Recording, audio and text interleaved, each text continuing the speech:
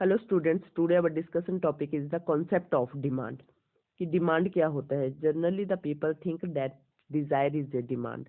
लोग सोचते हैं कि डिजायर ही डिमांड है, बट अगर डिजायर को डिमांड में कन्वर्ट करना है तो विलिंगनेस और परचेजिंग पावर दोनों का होना इम्पोर्टेंट है। विलिंगनेस और परचेजिंग पावर के बिना हम डिजायर को डिमांड नहीं बोल सकते हैं। जैसे कि यहाँ पे शो किया गया है कि demand for a commodity refers to the desire to buy a commodity backed with sufficient purchasing power and the willingness to spend. कि जैसे you desire to have a car. आप चाहते हैं कि हमारे पास एक कार होनी चाहिए, लेकिन आपके पास पैसा नहीं है उसको खरीदने के लिए, तो उस डिजायर को हम डिमांड नहीं बोल सकते हैं। अगर हमें तो एक विश रह जाती है। अगर हमें उस डिजायर को फुलफिल करना है तो हमारे पास पैसा होना चाहिए। पैसा होगा तभी तो हम कार खरीद पाएंगे, तो उसी को हम डिमांड बोलते हैं। लेकिन दूसरा जो इसका एग्जाम्पल है, सपोज करें अगर हमारे पास क्या है, पैसा है बट खरीदने की इच्छा ही नहीं है, तो उसको भी हम डिमांड नहीं बोलते हैं।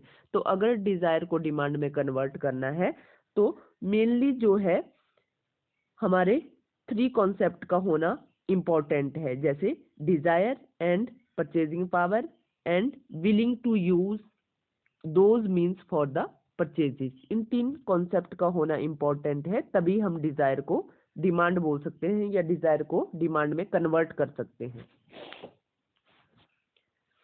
Next is the features of demand. Demand के डिफरेंट डिफरेंट फीचर है। First is related with the desires and commodity. Demand जो है, डिमांड का जो अमाउंट ऑफ कमोडिटी है वो कंज्यूमर की विलिंगनेस और अवेलेबिलिटी टू पे से रिलेटेड है। And next is the demand and price. Demand is always at a price unless price is stated the commodity has no meaning. The consumer must know both the price and the commodity. Demand जो है price से related है। Consumer को price और demand का पूरा knowledge होता है। अगर उसको प्राइस का नॉलेज नहीं है तो कमोडिटी को क्या करता है, खरीदने में सक्षम नहीं होता है, क्योंकि हमें मार्केट में प्राइस और कमोडिटी दोनों का नॉलेज होना बहुत इम्पोर्टेंट है। और डिमांड हमेशा प्राइस के ऊपर डिपेंड करता है। अगर हमारा प्राइस ज़्यादा होगा तो डिमांड कम होगा, अगर प्राइस कम होगा तो डिमांड ज़्यादा होगा। And next one is the point of time. जो हमारा डिमांड है that is related with the point of time. The amount demanded must refer to some period of time such as 10 kg of rice per week. The amount demanded and price must refer to a particular date.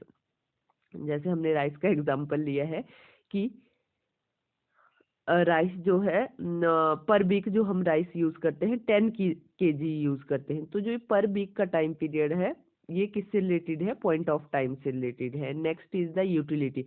Demand depends upon utility of commodity.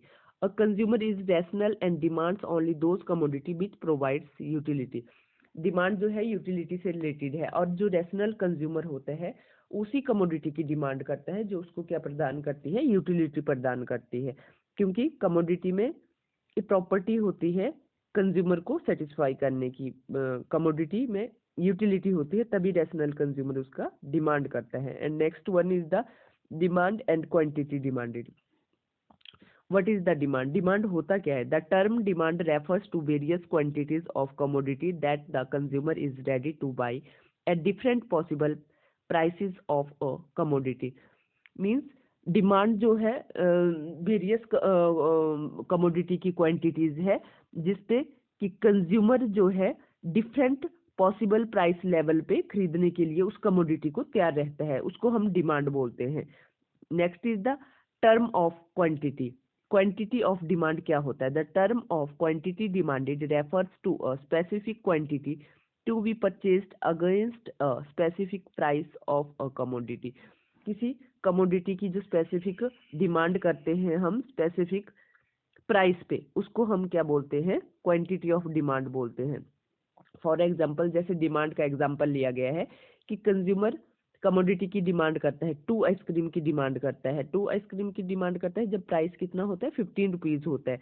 फिर जब price decrease हो जाता है तो consumer 2 ice cream की जगह 4 ice cream की demand करता है। मीन्स डिमांड जो है वो प्राइस से रिलेटेड है। और जो क्वांटिटी ऑफ डिमांड है क्वांटिटी ऑफ डिमांड का अगर हम एग्जांपल लें तो कंज्यूमर क्या कर रहा है, 4 आइसक्रीम की डिमांड कर रहा है। जब हमारे पास क्या है, प्राइस 15 रुपए से कम होके 10 रुपए हो जाती है, तो कंज्यूमर क्या करता है, 4 आइसक्रीम की डिमांड करता है। Next is the demand schedule and demand curve. Demand schedule is that schedule which expresses the relation between different quantities of the commodity demanded at different prices. जो डिमांड शेड्यूल है वो express करता है relationship को different quantities जो होती है commodity की उसके बीच में, और जो डिमांड की जाती है डिफरेंट प्राइस के बीच में, उनके बीच का जो रिलेशनशिप शो किया जाता है वो शो किया जाता है डिमांड शेड्यूल के थ्रू। और इसके बारे में लेफ्ट विच ने बताया है कि the table relating to price and quantity demanded is called the demand schedule. जो टेबल है, जो टेबल में प्राइस एंड क्वांटिटी का रिलेशनशिप शो किया गया है उसको हम डिमांड शेड्यूल बोलते हैं। और जो डिमांड कर्व है that is the graphical representation. जो हमारा डिमांड कर्व है वो ग्राफिकल रिप्रेजेंटेशन है, उसको हम डिमांड शेड्यूल भी बोलते हैं। और इसके बारे में लेफ्ट विच ने भी डेफिनेशन दी है कि demand curve represents the maximum quantities per unit of time that consumer will take at various prices. और जो डिमांड शेड्यूल है एंड डिमांड कर्व है वो 2 टाइप्स के होते हैं, individual demand schedule and individual demand curve, and second is the market demand schedule and market demand curve. जो individual demand schedule है या इंडिविजुअल डिमांड कर्व है उसको टेबुलेशन रिप्रेजेंटेशन के थ्रू शो किया गया है कि quantities of product demanded by an individual at different prices and time. जो इंडिविजुअल डिफरेंट क्वांटिटी की डिमांड करता है डिफरेंट प्राइस लेवल पे, उसको डायग्राम के थ्रू भी शो किया गया है और टेबुलेशन फॉर्म में भी शो किया गया है। जैसे वन साइड को हमने प्राइस लिया है और दूसरी साइड को हमने क्वांटिटी डिमांड लिया है, ठीक है। तो जब हमारा प्राइस 30 रुपीज जब हमारा प्राइस 10 रुपीज है तो हम कितनी कमोडिटी की डिमांड कर रहे हैं, हम कर रहे हैं 16 कमोडिटी की डिमांड कर रहे हैं। बट जब हमारा प्राइस इंक्रीज होके 15 हो रहा है तो हम 10 यूनिट ऑफ कमोडिटी की डिमांड कर रहे हैं, 10 केजी पर केजी क्या कर रहे हैं, हम डिमांड कर रहे हैं। जब प्राइस और इंक्रीज हो जाता है 20 के करीब हो जाता है तो हमारी डिमांड और डिक्रीज हो जाती है, तो 6 यूनिट के बराबर रहती है। जब हमारा प्राइस 25 रुपीज हो जाता है तो हमारी जो डिमांड है 4 यूनिट के बराबर रहती है। और जब हमारा प्राइस सबसे ज़्यादा इंक्रीज हो जाता है 30 के करीब तो हमारा डिमांड भी क्या हो रहा है, क्वांटिटी ऑफ डिमांड हमारा डिक्रीज होके 2 हो जाता है। इसी टेबुलेशन को हमने डायग्रामेटिकल फॉर्म में रिप्रेजेंट किया है। ओ वाई लाइन पे हमने प्राइस लिया है और ओ एक्स लाइन पे हमने क्वांटिटी ली है। D D is the demand curve. इसमें भी शो किया गया है कि जब सबसे ज़्यादा प्राइस था 30 रुपीज़ प्राइस है तो हम ओनली 2 यूनिट्स का डिमांड कर रहे हैं। जब हमारा प्राइस डिक्रीज हो गया 25 रुपीज़ हो गया तो हम 4 यूनिट का डिमांड कर रहे हैं। इसी तरह हमने जैसे जैसे हमारा प्राइस डिक्रीज हुआ हमने क्वांटिटी ऑफ डिमांड को भी इंक्रीज कर दिया।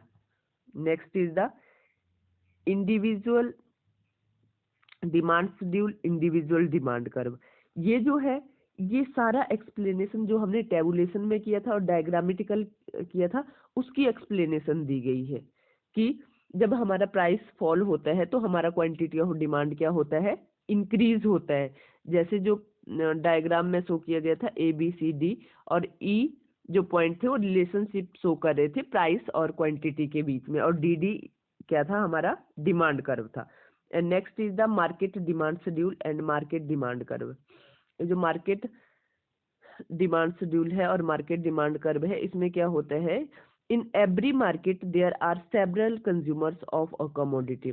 प्रत्येक मार्केट में कई कंज्यूमर होते हैं कमोडिटी को परचेज करने को या कमोडिटी का यूज करने के लिए। और market demand schedule shows total demand of all consumer in the market at different prices of the commodity. जो मार्केट डिमांड शेड्यूल है वो क्या है, टोटल डिमांड है, सारे मार्केट का जो जोड़, सारे कंज्यूमर का जो टोटल है, जो जोड़ है, that is the market demand. इसमें क्या होता है, डिफरेंट प्राइसेस पे कमोडिटी की डिमांड की जाती है। इसमें भी वन साइड को प्राइस लिया गया है और नेक्स्ट साइड को डिफरेंट टाइप्स ऑफ जो कंज्यूमर है उनकी डिमांड को लिया गया है।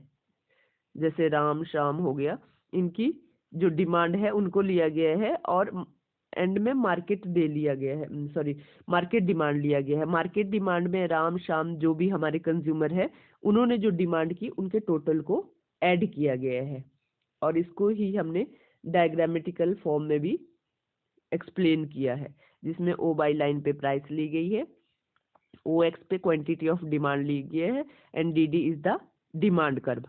ओके, जब हमारे पास 30 जो है प्राइस था तो हम मार्केट में कितना डिमांड हुआ था, 9 यूनिट का हुआ था। जब हमारा प्राइस 30 से डिक्रीज होकर 25 हो गया तो 17 यूनिट का डिमांड किया गया। जब हमारा प्राइस और डिक्रीज हो गया 20 के करीब हो गया तो 26 का डिमांड किया गया। जब प्राइस सबसे कम था 15 रुपीज था तो 31 यूनिट जो है डिमांड किया गया था मार्केट में।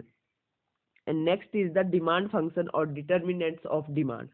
Demand function shows the relationship between demand for a commodity and its various determinants. It shows how demand for a commodity is related to say price of the commodity or income of the consumer or other determinants. ये show करता है कि जो demand है, जब हम commodity की demand करते हैं तो ये जो डिमांड है वो रिलेट है प्राइस ऑफ द कमोडिटी और इनकम ऑफ द कंज्यूमर से रिलेटेड है। और इसमें क्या है, अदर जो डिटर्मिनेंट्स है वो कांस्टेंट है, उनमें कोई फर्क नहीं आता है। और इसमें 2 टाइप्स ऑफ डिमांड फंक्शन है, individual demand function and market demand function.